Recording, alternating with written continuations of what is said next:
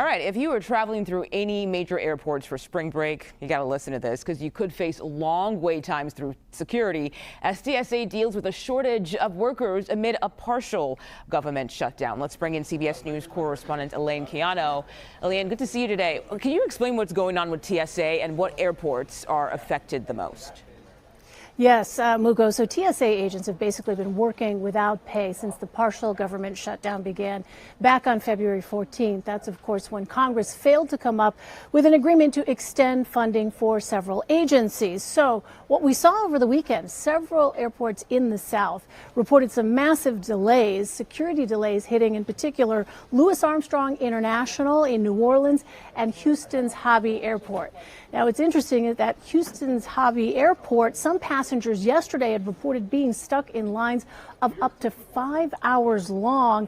That as spring break travel is really starting to ramp up. This morning, we heard that Houston's airport there was reporting delays somewhere in the neighborhood of 2 hours or so. And in New Orleans, passengers were advised to arrive at least 3 hours before their scheduled departures in order to allow extra time to go through screening. In a statement, airport officials said the shutdown was causing longer than average wait times due to a shortage of TSA workers and that delays could last through the week. That extra wait time is catching some travelers off guard. I was here 3 weeks ago during Mardi Gras, and it was no problem. This is insane. That was a nice surprise. I had to change my flight, so rather than a 3 p.m. flight, it is now a 8 p.m. flight. So this morning, we saw the Department of Homeland Security tweet this, quote, hours-long waits at airports across the country, security lines all the way in the parking lots. This chaos is a direct result of Democrats' refusal to fund DHS.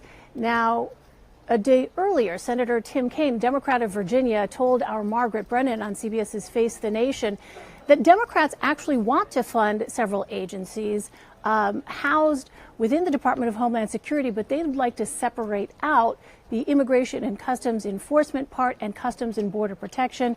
And so, Mugo, the political back and forth here is going to likely continue. Oh, yeah, for sure. And Elaine, I guess aside from the politics, if we remove that from the equation here, is the advice from airlines and also from airports to just arrive as early as you possibly can?